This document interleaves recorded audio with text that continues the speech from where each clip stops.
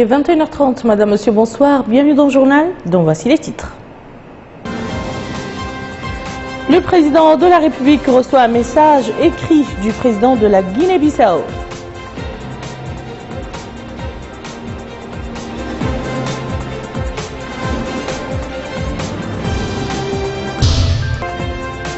L'UNESCO appelle à une réunion d'urgence du Conseil de sécurité après la destruction par Daesh de vestiges archéologiques à Mossoul, en Irak.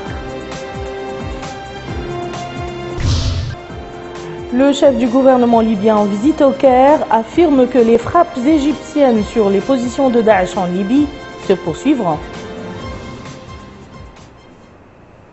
Je vous le disais dans les titres, le président de la République, Mohamed Abdelaziz, a reçu aujourd'hui un message écrit de son homologue bissau-guinéen, José Mario Vaz. Message qui lui a été remis au cours d'une audience par l'envoyé spécial du président Mario Vaz.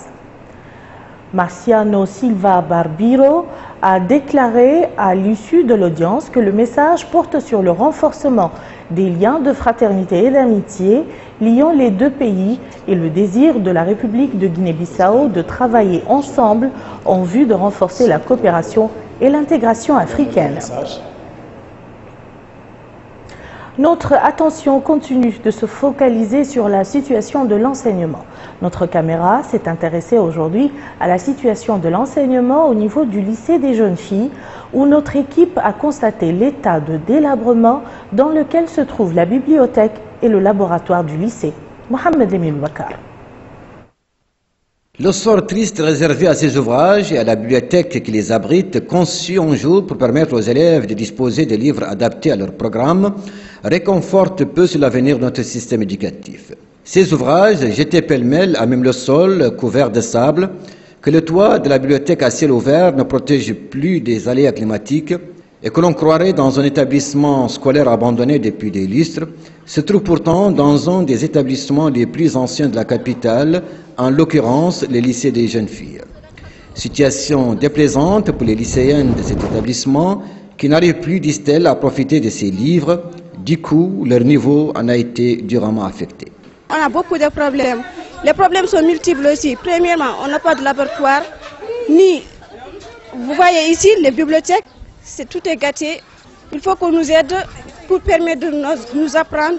On a des professeurs, mais on n'a pas de matériel pour apprendre. Donc pour apprendre, il faut y avoir des matériels pour apprendre. Et ici, on n'a pas de ça. On n'a pas de... Vous voyez, les bibliothèques, c'est gâté. Laboratoire, on n'a pas de matériel, ni... On a fait ici un exposé, on n'a pas de roman, on a obligé d'acheter des livres de 2000 rouillas ou 2500 rouillas. La salle des travaux pratiques de ces lycées n'est pas lotie. Ce laboratoire dans lequel les élèves devaient effectuer des cours pratiques est dépourvu de matériel didactique nécessaire. Un manque à gagner supplémentaire pour les lycéennes des séries scientifiques inscrites dans ces lycées, dont les classes et les équipements méritent aussi qu'on leur accorde plus d'attention à la faveur de cette année déclarée année de l'éducation. Destination à présent l'intérieur du pays, notre première station à la Sabah. C'est là qu'une de nos équipes en tournée dans les zones est du pays a fait un tour au centre hospitalier de Kifa pour constater le niveau de prestations offert par cette structure régionale aux patients. C'est un compte rendu de Melika Nari. La wilaya de la Sabah est considérée comme étant la plus peuplée après Nouakchott. Partant de cet état de fait, les autorités nationales ne ménagent pas leurs efforts pour offrir aux citoyens les infrastructures de base, notamment dans le domaine de la santé. À Kifa, la capitale régionale, le centre hospitalier offre les différentes prestations sanitaires aux populations de la wilaya et de la zone. Ce responsable du centre hospitalier souligne que les pathologies qui affectent le plus les patients sont la malaria et les infections respiratoires. Mais dit-il, on assiste à une recrudescence de maladies liées à la tension artérielle, à la cardiologie et au diabète. Et malheureusement, il y a de plus en plus de cas de paralysie partielle. Dans le service d'hémodialyse, le coût des prestations sanitaires des malades est pris en charge par l'État. Ce responsable souligne que dans ce service d'hémodialyse, il y a 45 patients. En ce qui concerne la capacité d'accueil, 2 salles sont disponibilisées.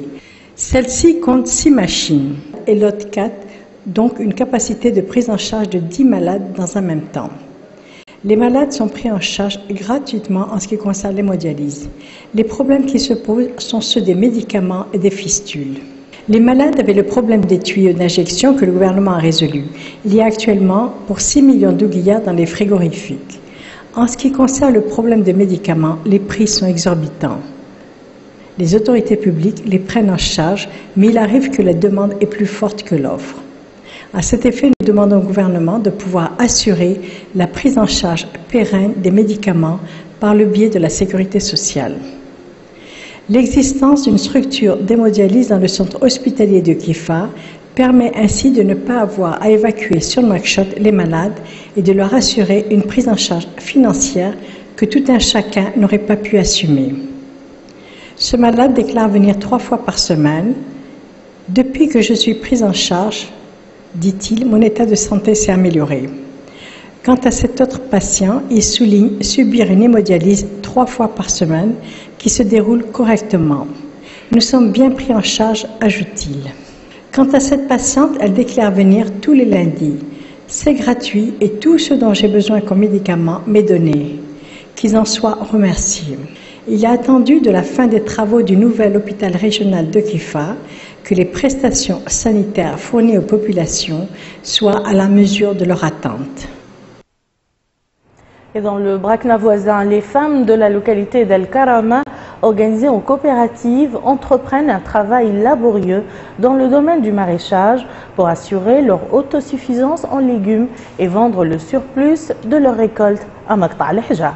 Ces femmes sont cependant confrontées à certaines difficultés liées à l'eau et aux équipements agricoles. Moussa Ndiaye. Les femmes du village d'El Karama, relevant de la Muqata de Maqta' al-Hija dans la wilaya de Brakna, ne ménagent aucun effort pour répondre au développement local de ce village. Malgré le manque de moyens et d'équipements, ces femmes arrivent à produire des légumes dans le but de renforcer les activités de leur coopérative. Cette femme déclare qu'elles livrent leur production à Maqta' al-Hija, d'où la nécessité de venir en appui à leur initiative. Une initiative, dit-elle, a besoin d'un appui technique afin qu'elle puisse obtenir des outils de travail et de vente pour leur production. Il est à souligner que les femmes de la localité d'El Karama, relevant de la Muqata de Maqta' al-Hija dans la wilaya de Brakna, ont prouvé à travers un produit agricole réussi l'intérêt qu'elles accordent au secteur de l'agriculture dans notre pays. Une occasion pour les uns et les autres de venir en aide à ces femmes d'El Karama pour renforcer leur lutte contre la pauvreté et de l'insécurité alimentaire en Mauritanie. Et nous clôturons ce journal par quelques nouvelles brèves choisies par Babacar Ndiaye, avec au sommaire les manifestations au Mexique et l'action de Daesh en Irak et en Libye. Le Premier ministre libyen reconnu par la communauté internationale brandit la menace d'autres frappes contre l'État islamique dans son pays. En visite vendredi au Caire, le dirigeant libyen a mis en garde contre l'expansion de l'État islamique en Libye. Le chef du gouvernement libyen a aussi prévenu que si les djihadistes islamiques n'étaient pas combattus, ils ne seraient pas seulement un danger pour son pays et le nord de l'Afrique, mais aussi pour toute l'Europe. La directrice générale de l'UNESCO, vivement indignée par la destruction de biens culturels à Mossoul en Irak par les djihadistes de l'État islamique. Irina Bokova a appelé la Cour pénale internationale à se saisir de cette question, indiquant qu'une lettre a été adressée en ce sens à la procureure de la CPI, Fatou Bensouda. La directrice générale de l'UNESCO a dénoncé cette stratégie de terreur utilisée par l'État islamique pour déstabiliser la population et assurer sa domination. Au Mexique, la mobilisation sur le sort des 43 étudiants disparus ne faiblit pas. Ce vendredi, des milliers de personnes brandissant des pancartes et des portraits des étudiants sont descendues dans la rue pour exprimer leur solidarité aux parents des disparus. Les 43 étudiants ont disparu il y a 5 mois.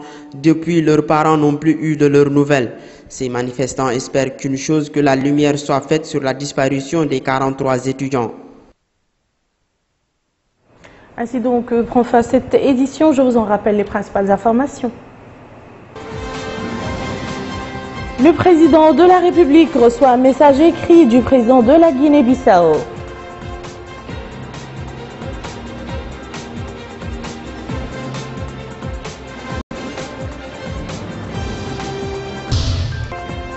L'UNESCO appelle à une réunion d'urgence du Conseil de sécurité après la destruction par Daesh de vestiges archéologiques à Mossoul, en Irak.